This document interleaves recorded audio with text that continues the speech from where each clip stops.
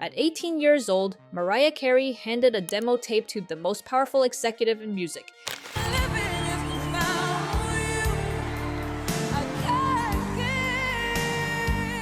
a moment that would launch one of the most successful careers in pop history and quietly begin one of its most complicated chapters. I'm trying to just stay somewhere within the vicinity of where you are. The voice went to number 1. The fame arrived instantly.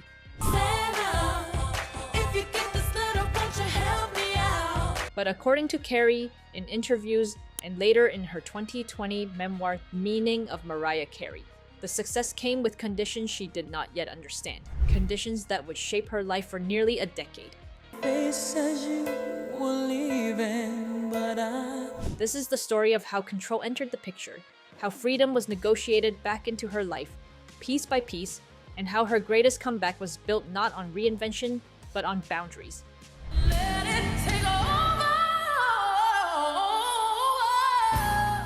Before we go deeper, if you're drawn to stories that go beyond the headlines, stories about power, control, and the moment someone takes their life back, consider subscribing.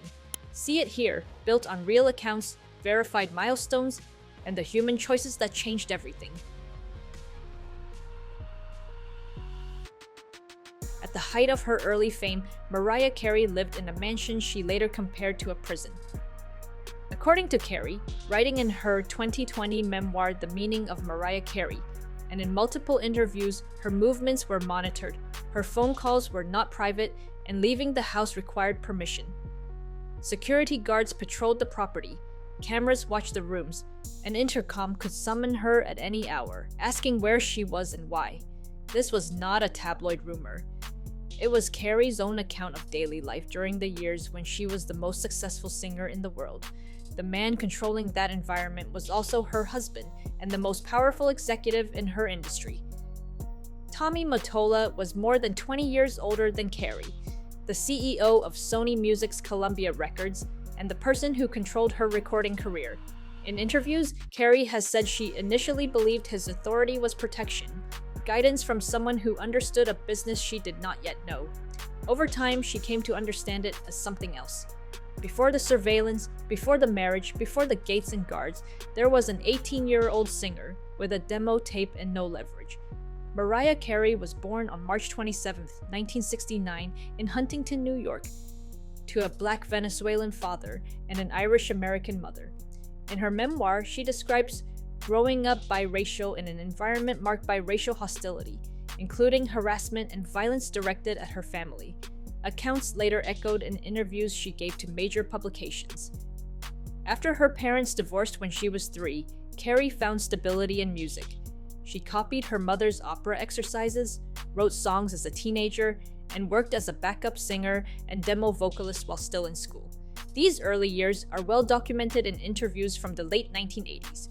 Her break came through singer Brenda K. Starr, who introduced her to industry spaces where opportunity and power overlapped. At a December 1988 party, Carey handed her demo to Mottola, then 40 years old and already one of the most influential executives in music.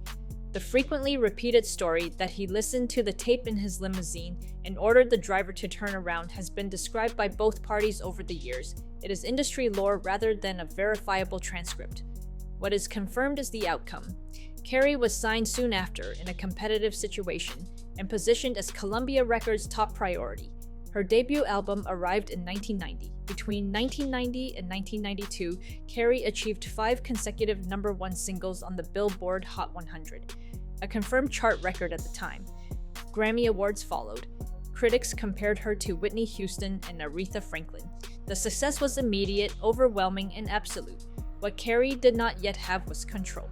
That would become the defining tension of the next decade, how a young artist at the center of global success slowly lost autonomy, and how she would later rebuild it piece by piece. What followed, according to Carey's memoir and later interviews, was a profound imbalance of power. Mottola was more than 20 years older, the head of her label, and soon became her romantic partner. Carey has said she initially experienced him as a protector and guide, someone who understood the industry she did not yet know. They married on June 5, 1993, in a widely covered ceremony at St. Thomas Church in New York City. This is a confirmed public event, documented extensively in the press at the time. After the wedding, they moved into a custom-built estate in Bedford, New York. What Carey describes next comes primarily from her own testimony. In The Meaning of Mariah Carey, she writes that the house felt less like a home and more like a monitored environment, with security cameras, guards, and strict rules governing her movement. These descriptions are Carey's perspective, not findings from a court case or third-party investigation.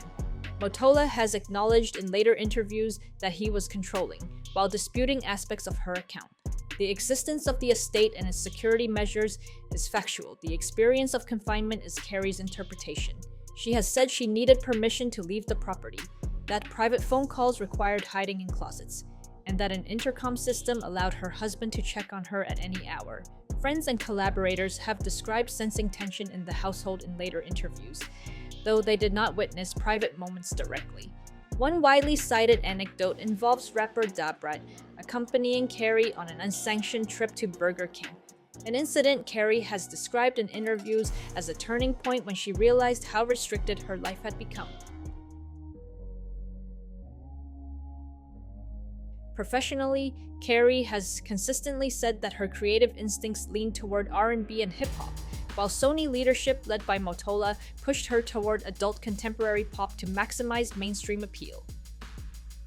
This tension is well documented in interviews from the mid-1990s. Carey has said, "From the moment I was signed, there was an effort to wash the urban out of me," a quote she has repeated across decades.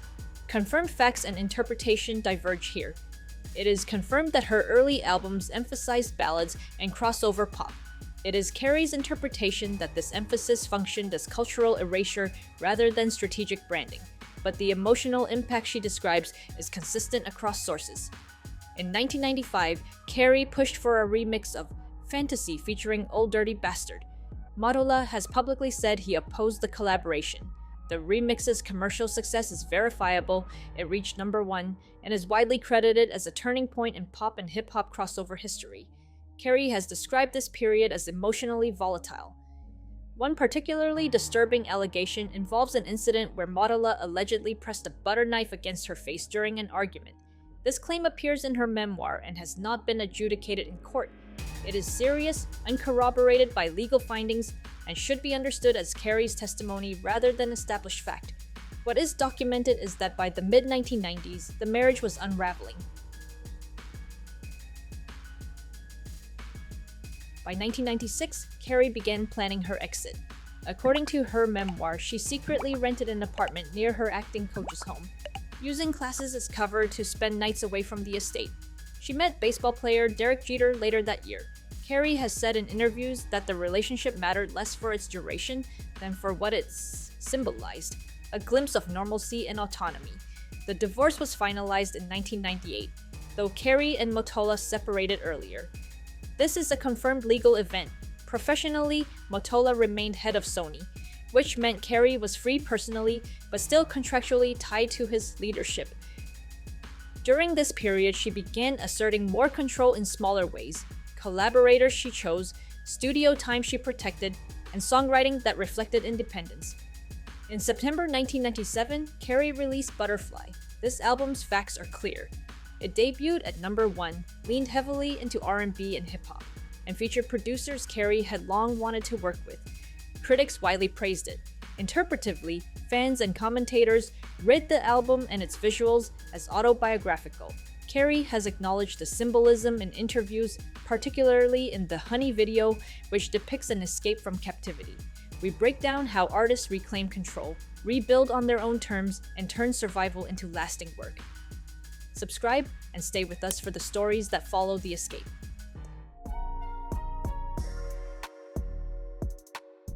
After leaving Sony in 1999, Carey signed a reported $100 million multi-album deal with Virgin Records, a figure widely cited in the press, though never officially confirmed in contract documents. Her first project, Glitter, combined a film and soundtrack. What followed is one of the most debated periods of her career. Carey has claimed in interviews that Sony, still led by Mottola, interfered competitively. securing samples and releasing rival tracks first. These claims have not been legally proven and should be understood as her perspective on industry maneuvering rather than established sabotage. What is confirmed is that Carey was working extreme hours, filming by day and recording by night. In July 2001, she appeared on TRL in a segment that tabloids framed as erratic. Carey later said it was intended as a joke that misfired. She was hospitalized later that month for exhaustion, a confirmed medical event reported at the time.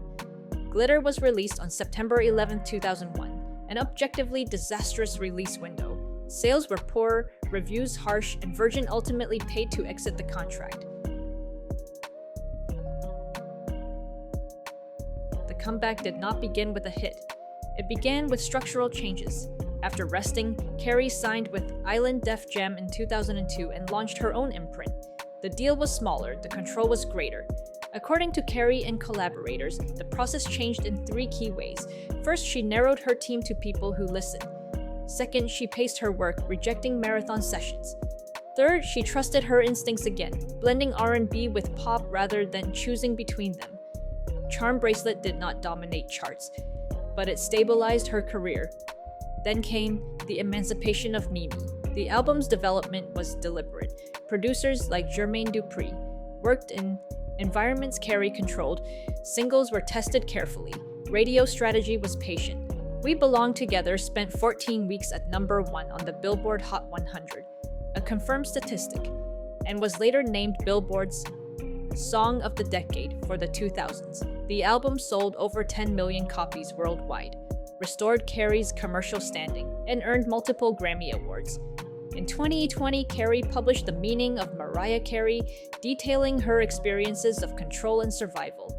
The book sparked broader conversations about power dynamics in the entertainment industry. Mottola has acknowledged being overly controlling while emphasizing the career success achieved during their partnership. Carey has said she no longer debates the past, preferring to let the work stand. The confirmed legacy is this: 19 number 1 singles, one of the most influential voices in pop history, a career that endured not because control was perfected, but because it was dismantled. The interpretive lesson is simpler. Freedom rarely arrives all at once. It is built through small, stubborn acts, choosing collaborators carefully, setting limits, resting without apology, and making art that sounds like the person making it. Mariah Carey's greatest transformation was not vocal, visual, or stylistic. It was structural, and that may be the most valuable part of the story. This channel exists for stories like this, not just how success happens, but how it survives. If you want more deeply researched breakdowns of the moments that redefine careers and lives, subscribe.